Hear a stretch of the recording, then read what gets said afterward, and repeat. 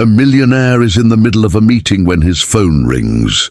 It's his young son. His voice is shaking. "Dad, I'm scared. Please come home."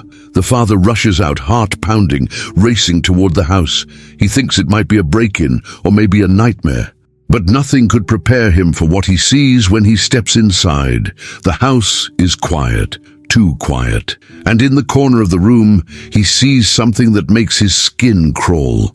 Something no parent should ever have to face. And in that moment, he realizes this wasn't just fear, it was a warning. Before we continue with this story, don't forget to subscribe to the channel and like the video, because when you stop doing this, YouTube understands that you don't like this content and stops recommending good stories like this. Oh, and don't forget to comment below where you're watching us from. We love to know that. The late autumn rain tapped softly against the panoramic window of the executive suite, 38 floors above the glistening Chicago streets.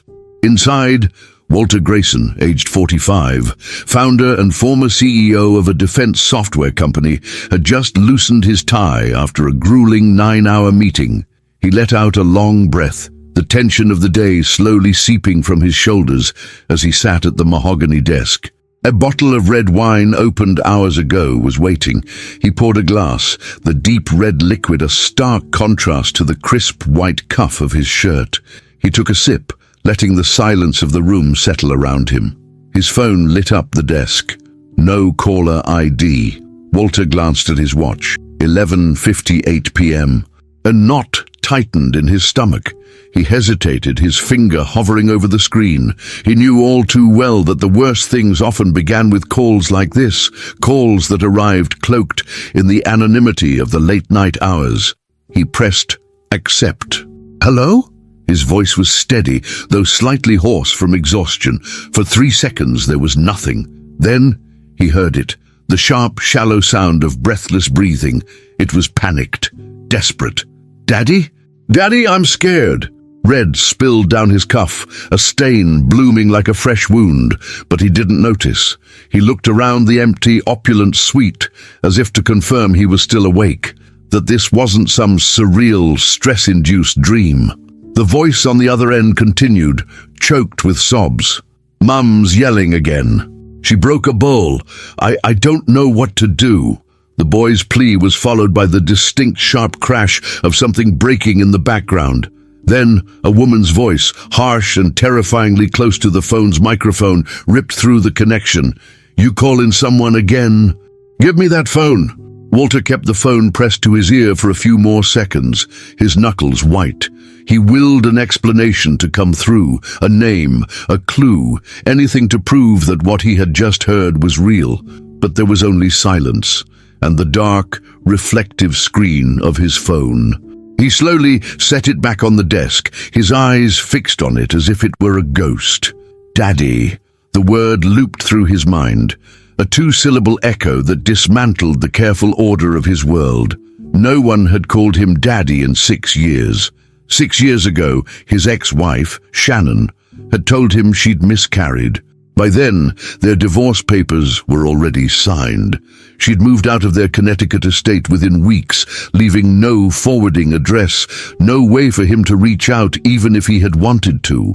Shannon had told him the baby was gone, and Walter, worn down by months of bitter fights and heartache, didn't press for details.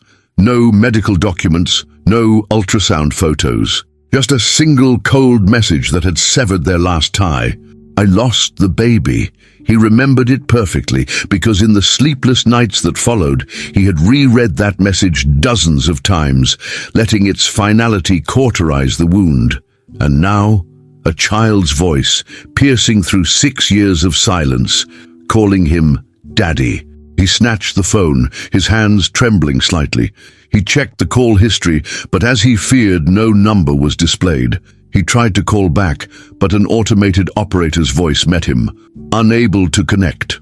Walter began pacing the room, a caged animal trying to outrun his own thoughts.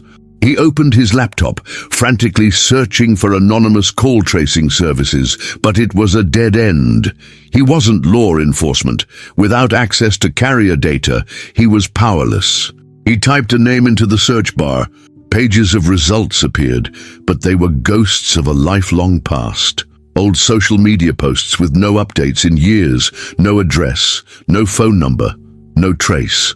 He leaned back, defeated, and opened an old photo album on his computer. An image filled the screen. The two of them, standing on their front porch the day Shannon told him she was pregnant. She was smiling, a rare, unguarded smile from the final months of their marriage, her hand resting gently on her belly. Back then, he had allowed himself to believe that a new life could begin, that a child could mend the fractures in their relationship. It was 2 a.m., and sleep was an impossibility. That phone call hadn't just startled him. It had violently reopened a chapter of his life he had believed was sealed forever. He knew he couldn't let it go. He picked up his phone and dialed the one person he could trust with the impossible. "Mason," Walter said the moment his friend answered. "Something's happened." "It must be serious." Mason's voice was calm, professional, even when woken from a dead sleep. "It is. I need to trace the source of an anonymous call." Walter paused, the words catching in his throat. "It could be my child. I'm not sure, but a kid called me Dad, and then the call was cut off." When he spoke again, his tone was all business. "I'll reach out to someone inside the telecom system. Send me the timestamp and your device info." Just before hanging up, Mason's voice softened slightly. "Are you sure, Walt? Are you sure it was your kid? But if it is, then I've been absent for 6 years, and I never even knew." One question echoed in his mind like a midnight toll. Why did the child call him Dad? A child doesn't say that by mistake. Not unless someone had shown him Walter's face, told him stories. Or maybe, just maybe, it was blood itself speaking a language he had never been taught. Walter had no idea, but he felt a chilling certainty deep in his bones. That call wasn't just a cry for help. It was the door swinging open on a shattering truth, one that was about to turn his entire world upside down. The two words echoed in the suffocating silence of the hotel room long after the line went dead. "Daddy, I'm scared." They weren't loud or sharp, but they repeated with the steady, pressing rhythm of a second hand against Walter's chest. Sleep was a foreign concept. It wasn't the rain or the unfamiliar bed. It was the voice of a ghost he never knew he had. As the first light of morning spilled through the 38th floor window, grey and unforgiving, Walter knew this couldn't be dismissed like a bad dream. This was real. At 7 a.m., a black Lincoln was already waiting for him. He had called his office, his voice a clipped, emotionless instrument, postponing all meetings for the week. He booked the earliest flight not to another business deal, but back to New York, back to face the life he had allowed to be buried for 6 long years. His old office, a private space he'd kept on the 40th floor of a glass tower in Midtown, was exactly as he'd left it, quiet, orderly, and sterile. When he set his laptop on the empty desk, he didn't check emails or read the news. He navigated to a folder he hadn't touched in years, its name a digital tombstone, Shannon 2016. Dozens of photos appeared, their wedding day, a trip to Venice, their first Christmas in the Connecticut estate. He scrolled past them impatiently until he found the one he was looking for. Shannon standing on the porch, one hand resting on her belly. Her smile was soft but uncertain. It was the picture she'd sent him just days before she left. The caption beneath it, a simple, devastating declaration. He remembered that week with painful clarity. They'd argued that morning about everything and nothing, money, work schedules, what to name the baby. He said she lived without a plan. She said he needed to control everything. By Saturday, she was gone, moved out, without a word. 3 days later, the text message arrived, a few stark words glowing on his phone screen. "I lost it." He hadn't asked for more, not because he fully believed her, but because they were both drained. The pregnancy, which they thought would save their marriage, had instead become the slow-burning fuse that blew it apart. In that shared exhaustion, Walter had let go. His phone buzzed on the desk, pulling him from the memory. It was Mason. "Check your email," Mason said without preamble. "I just sent you the data. Trace log 123.pdf. The source was a cell tower pinged near the edge of a small town, Hannibal, Missouri. The report noted it was a low-income area, and the call came from a burner phone with a prepaid, unregistered SIM. I remember Shannon had an aunt in Missouri. Mason's voice crackled over the phone. Ring a bell? Laverne. Not particularly close, but Shannon had visited her a few times. A cold dread seeped into Walter's bones. This was no longer a ghost. It was a map. Should I go? Walter asked, the question sounding hollow even to his own ears. If I were you, I'd already be on the road, Mason replied bluntly. You don't sit still when a child calls you daddy in the middle of the night begging for help. Not if you've spent 6 years believing you didn't have one. He walked to the safe in his study and took out an old wooden box, a reliquary of a life that wasn't. Inside were their old wedding rings, an unfinished letter Shannon had started, and a printed ultrasound. It was a blurry black and white image of a tiny fetus with no hospital name, no date, no timestamp. Back then, it was just a piece of paper.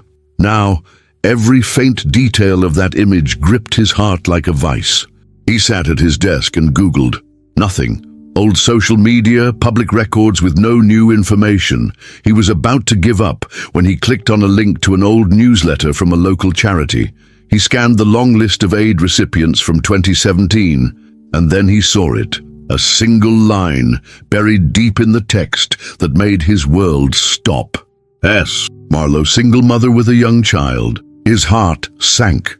The breath left his body in a ragged gasp. She had lied, not just about the miscarriage, but about the very existence of their child. Why? Was she afraid of losing custody? Or was it something deeper, something more calculated? Walter called Mason back, his voice strained. I need one more thing. Check civil records, school enrollment, welfare support, anything under the name Marlowe in Hannibal from 2017 onward. What are you planning to do? I can't wait any longer. Before closing the apartment door behind him, he took one last look at the pristine, familiar space. A place so peaceful and spotless, it was almost lonely. And in that moment, he realized his life, as he knew it, was over. It was about to be shattered and remade, all because of a phone call he almost didn't answer. The road leading into Hannibal was littered with decaying leaves. Walter drove his rental car slowly, the town's air thick with the damp, smoky scent of old wood stoves. The GPS led him away from the main street and into a quiet corner, an old, lower-income neighborhood with peeling rooftops and half-broken fences. He finally stopped in front of a faded two-story wooden house, its pale green paint weather-worn and tired. The number on the porch post read 413. This was the address Mason had sent over. Walter turned off the engine, his hands gripping the steering wheel so tightly his knuckles turned white. If there's a kid in there, he muttered to himself. If it's really him. He stepped out of the car. The old wooden porch steps groaned under the weight of his expensive shoes. Taped to the doorknob was a bright warning notice from the electric company. Past due service. Disconnection imminent. He knocked, the sound echoing flatly. No response. He knocked again, harder this time. Still nothing. On the third knock, a sliver of movement. The door opened just a crack. A young boy peeked out, maybe 6 or 7 years old, his hair tousled and his face pale. He was holding a cracked cell phone in one hand, his eyes, deep and dark, locked onto Walter's. For a split second, the world tilted on its axis.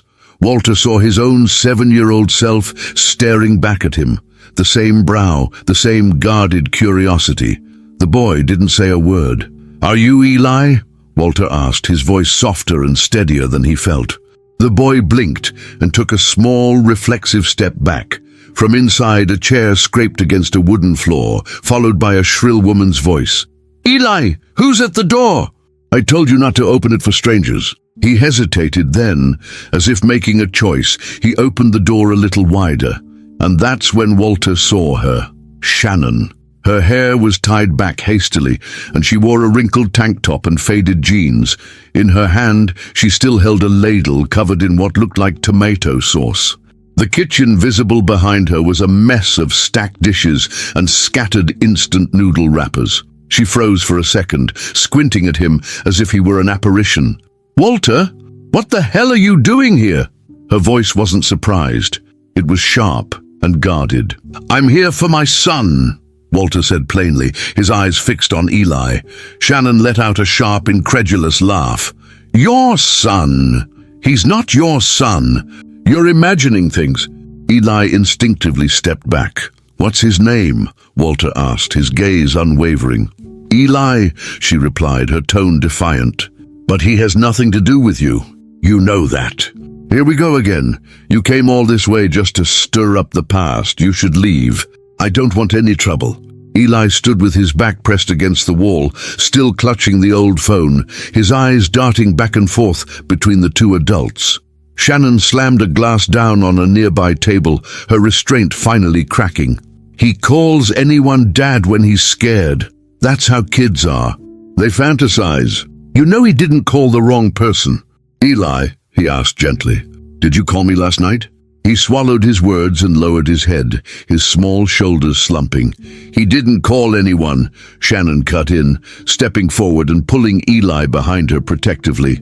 "He was just playing with the phone. I forbid you to scare him." He knew he wouldn't get the truth from her, not like this. He slowly reached into the inner pocket of his jacket and pulled out the small printed photograph, the one she had sent him 6 years ago. He placed it on the cluttered table between them. "3 days after this photo was taken, you texted me that the baby was gone," he said, his voice resonating with the weight of years of unspoken questions. "But look at him, Shannon. You don't have to say a word. His face says it all." She stood frozen like stone, her face a mask of fury and fear. Then through gritted teeth she snapped, "I don't want to see you here ever again. This is my house, my child, my life. Get out." He walked out of the house, leaving behind an open door, a woman shaken to her core, and a silent child still clutching a broken phone in his small hand. In the car, Walter sat frozen behind the wheel for 10 minutes, staring straight through the windshield at nothing. The door to the house on Cedar Drive hadn't closed. No one had called out. He was left with only the ringing silence and the image of a small boy's terrified eyes. He pulled out his phone, his hand still trembling slightly, and looked at the picture he'd secretly snapped with his smartwatch as he entered the house.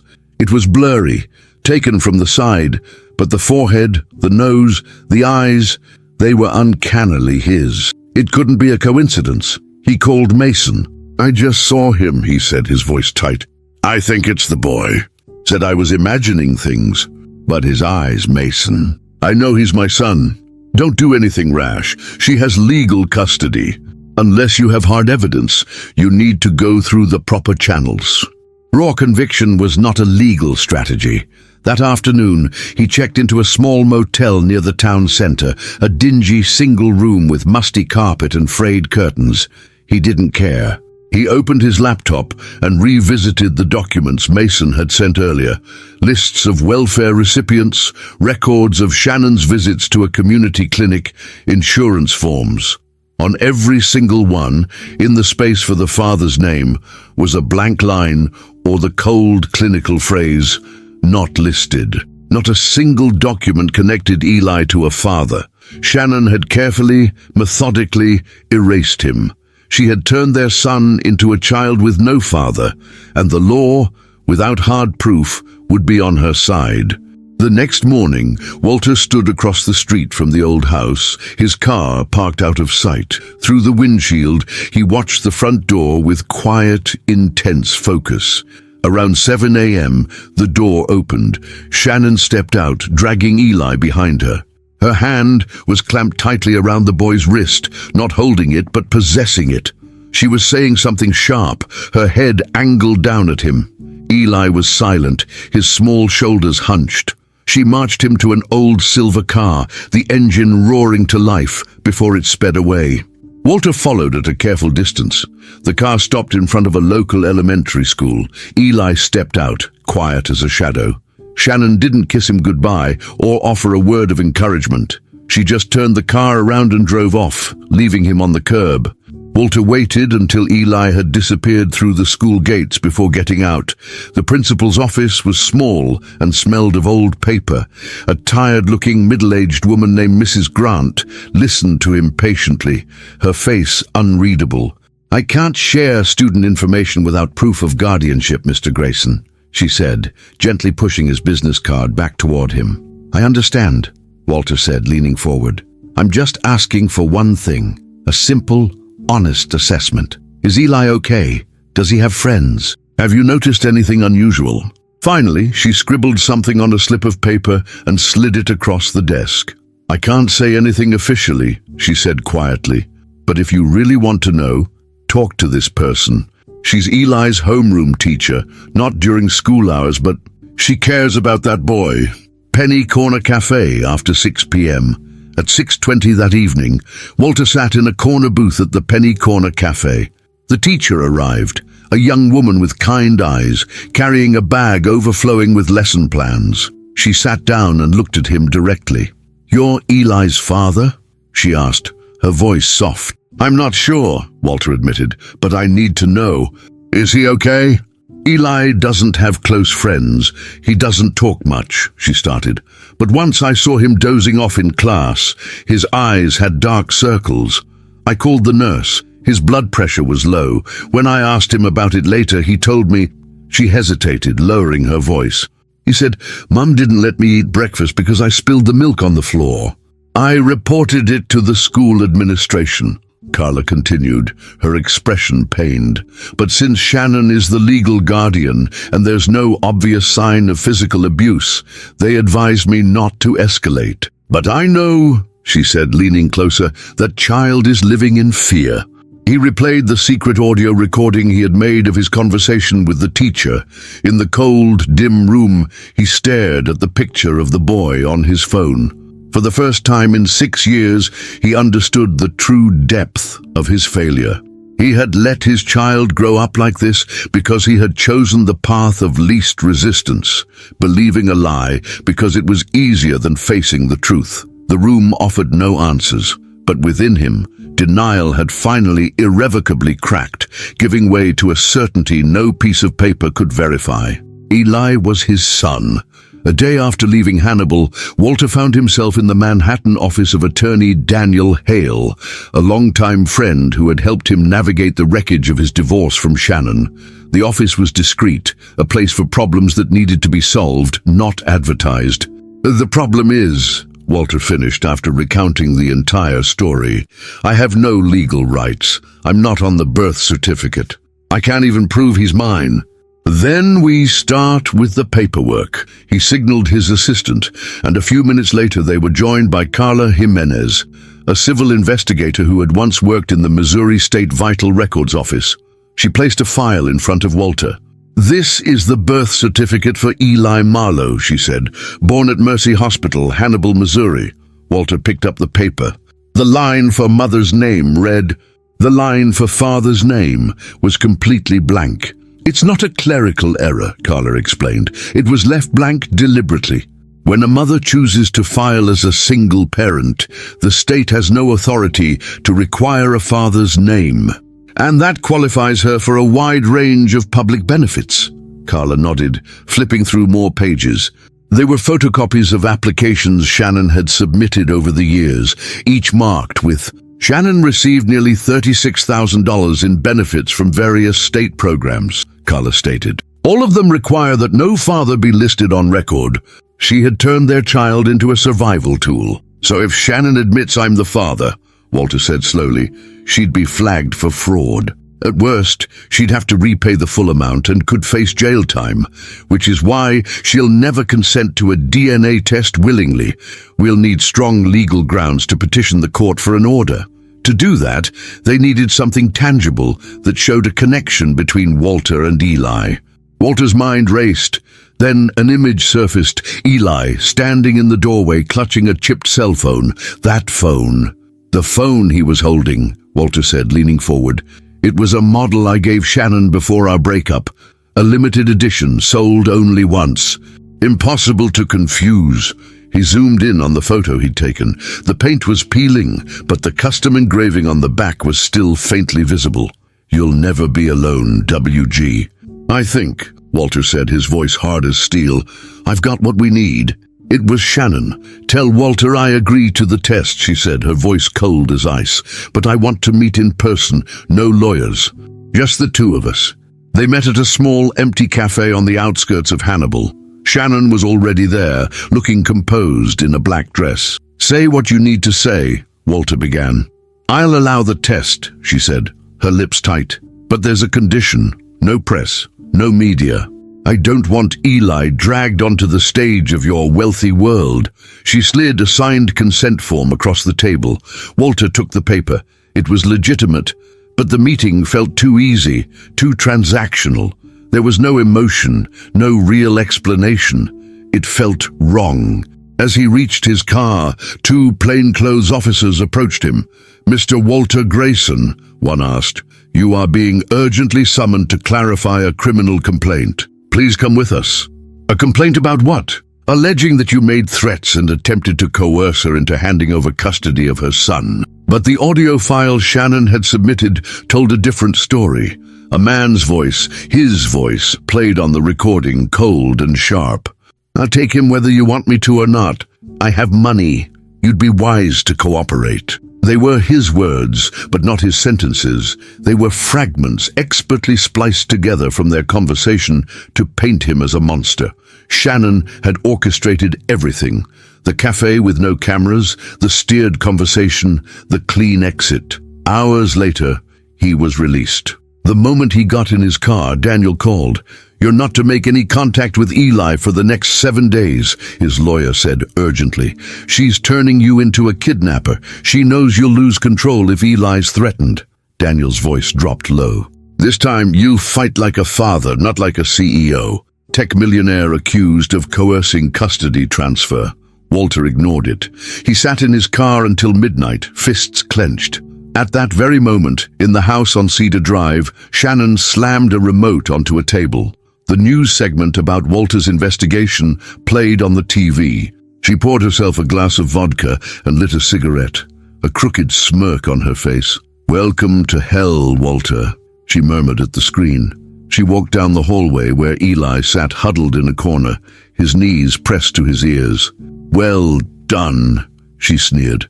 "You called Daddy, huh? Think he's gonna save you?" Eli shook his head, silent.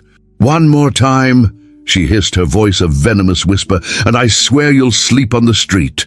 After she walked away, he pulled a folded, worn piece of paper from his pocket. Inside was a crude drawing of an older man in a suit holding hands with a small boy. At the bottom, in shaky, childish handwriting, were the words, "The air in the private conference room of Hale and Brantley Law hung heavy and still." Walter sat at the head of the long table, sleeves rolled up, his eyes ringed with exhaustion but sharp as forged steel. To his left sat Daniel. To his right were Brina, a legal specialist, Lester, a media consultant, and Leon, a former FBI agent now working as an independent investigator. This was his war room. "You must not speak to the press," Daniel began, his voice deliberate. "The more you say, the more ground Shannon has to countersue. Our job is to let the truth speak through evidence. I stayed silent for 6 years. I can wait another 7 days." They had footage from the cafe, showing a calm Shannon making no indication of being threatened. They had records showing she associated with a man previously investigated for assault, suggesting a potential pattern of playing the victim. But the most critical piece of evidence came last. Brina opened a file, her voice lowering. "We recovered this," she said, a voice recording from an old phone Eli secretly used. "He's the one who initiated the call to you." She pressed play. A boy's small, strained voice filled the silent room. "Dad, it's me. I'm Eli. I had to sneak the call." There was a shaky breath, then the words that made Walter's blood run cold. "She won't feed me. She slammed my head into the wall. I'm scared. If I talk, she'll sell me." Walter lowered his head, his hand on the table clenched into a fist. "The school doctor confirmed Eli showed signs of severe stress," Brina continued quietly. recurring bruises around his shoulders and neck. A neighbor saw Shannon yank Eli's arm so hard he fell. These were patterns, but the timing has to be right. If we move too early, Shannon will cancel the DNA test and drag this out for years. I once stepped away from my own son because I didn't know, he said softly, his voice thick with emotion.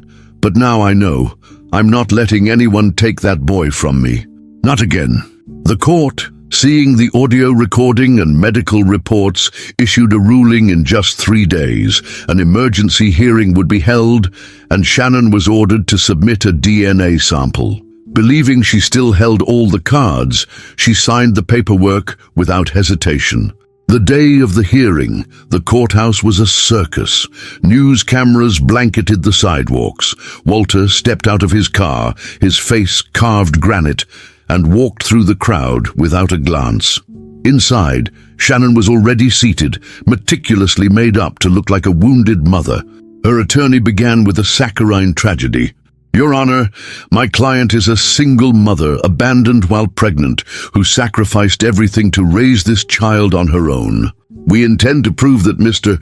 Walter Morrow is not only Eli's biological father, his voice was calm and restrained, but the only person who has truly acted in the boy's best interest. The sound of Eli's terrified voice filled the courtroom. She hit my head against the wall.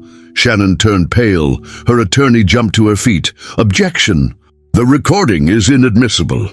Overruled, Judge Monroe said flatly. Next, Daniel showed the surveillance footage from the cafe, proving no coercion occurred. Then came the financial records. Your Honor, Brina said, over the past 8 years, Miss Shannon has received more than $72,000 in government assistance designated for abandoned single mothers. Nearly all of the funds were spent on personal expenses, cosmetics, shopping, travel. Miss Shannon, do you deny deliberately concealing the identity of the child's father in order to continue receiving benefits? She trembled, unable to speak. After a long pause, the judge tapped his gavel. The court grants approval for a DNA test. Pending the results, Mr. Walter Morrow is permitted supervised visitation with Eli. No. He's not allowed to touch my son. The courtroom was packed. A court officer handed a sealed envelope to Daniel. He opened it and read the results aloud, his voice clear and strong. The DNA test results confirm the genetic match between Mr. Walter Morrow and Eli Parker is 99.99%. Mr. Walter is the legal biological father. Shannon staggered backward into her seat as if struck, burying her face in her hands. Her sobs were not of remorse, but of exposure. Judge Monroe struck the gavel. The court declares Mr. Walter Morrow is the legal biological father and is granted full custody of Eli Parker. The defendant, Shannon Parker, is sentenced to 5 years probation, permanently barred from contacting Eli, and ordered to repay all fraudulent welfare funds. The truth, however, was far more chilling. She hadn't kept Eli out of love, but out of vengeance and greed. When Walter left her, she chose to keep the baby as a silent weapon, a way to justify her hatred. The welfare money became her means to live the life she felt Walter had denied her. Eli was just a side note, a living witness to a resentment that never healed. Out in the hallway, Eli sat on a bench, staring out a large window. When the courtroom doors opened, he jumped to his feet. Walter stepped out. Their eyes met across the now silent hall. The small boy ran forward, his footsteps pounding against the marble floor. He stopped right in front of Walter, his face tilted up. "Are you going to leave me again?" The question was a soft whisper, but it sliced into Walter's chest like a knife. He didn't answer with words. He dropped to his knees and wrapped his arms around his son, holding him tightly, as if letting go would mean losing him all over again. He buried his face in the boy's hair. "I was late," he choked out. "But this time I'm staying forever. You hate me that much? That you want to erase me from his world?" He didn't turn around right away. Only after taking a deep breath did he slowly face her. "I don't hate you, Shannon," he said, his voice devoid of anger, leaving only a vast, empty space where it used to be. I just can't forgive the way you treated Eli. But I was just trying to survive. When you left, I had nothing but him. I thought if I could keep him, then maybe I still mattered. You kept him, he said, his voice quiet but unyielding, but you let him go hungry. You let him hurt. You let him believe he was a mistake. No one ever taught me. And Eli didn't have time to wait for you to learn, he said. He needed someone who wouldn't turn love into a weapon. He then turned and walked away, guiding Eli toward a new life, leaving Shannon alone with the ruins of the one she had built on lies. 2 months later, the Grayson estate was no longer a place of glass walls, abstract paintings, and cold hallways. It had become a home. The quiet hum of servers had been replaced by music in the evenings, the sterile air by the smell of fresh-baked pastries from a newly reopened kitchen, and the echoing silence by the sound of small footsteps running down the hall, sometimes hesitant, but no longer afraid. Eli's room, redesigned exactly according to a pencil sketch he had once drawn, was a world of light and wonder. A rotating model of the solar system hung from the ceiling, glowing gently in the dark. His bookshelves were packed with comic books and astronomy guides, and one entire wall was covered in Polaroids. His first swim lesson, his first batch of cookies, the day he played his first tune on the piano. Each photo was a testament to a moment of joy that had been reclaimed from a stolen childhood. Walter had changed too. There were fewer meetings, fewer flights. The man who once poured his life into building a global empire was now devoting every ounce of himself to learning how to be a father. Every night, without fail, as Eli closed his bedroom door, he would call out, "Good night, Dad." And Walter, from his study down the hall, would always answer softly, but with a quiet certainty that filled the space between them. "Good night, son." On stage, Walter sat silently in the front row, watching Eli, dressed in a crisp white button-up shirt and a small, slightly crooked tie, step up to the podium. Eli unfolded a piece of paper, his hands trembling slightly, but he lifted his head and his voice was clear. "I used to believe I was a mistake," he began, his small voice amplified throughout the silent hall. "A mistake to be hidden and punished and turned into something unwanted. I didn't dare to speak or ask or dream. But then I called out, 'Dad,' and your voice was the first answer I ever had in my life." He took a breath. "From that day on, I had a real name, a home, laughter. And I knew I was never a mistake." Eli stepped down from the podium and walked toward him. In his hands, he carried a small object wrapped in velvet. He opened it. It was the old, cracked phone, the one that had buzzed that fateful morning on a tiny sliver of hope. "I want this to be placed in your office," Eli said, his voice now firm, "inside a glass case." He said nothing, just patted the boy's back in an embrace that was steady, remorseful, and finally, whole. That night, under the soft glow of the orbiting planets in his room, Eli lay on his side, staring out the window. There were no more nightmares, no more silent screams. He was learning how to trust, how to love, how to grow without fearing abandonment. And Walter, in turn, was learning how to listen, not with his ears, but with his heart. At the far end of the backyard, beside a newly built swing set, Walter had carved 2 words into the thick oak beam by hand. "Here, my son grows." Within the scars of the past, they had built a future. Not perfect, but real. A family, new and whole, one that finally meant something. This story wasn't just about a father finding his son. It was about healing and about the one thing stronger than pain, the courage to answer a call from a heart you never knew was waiting for your own.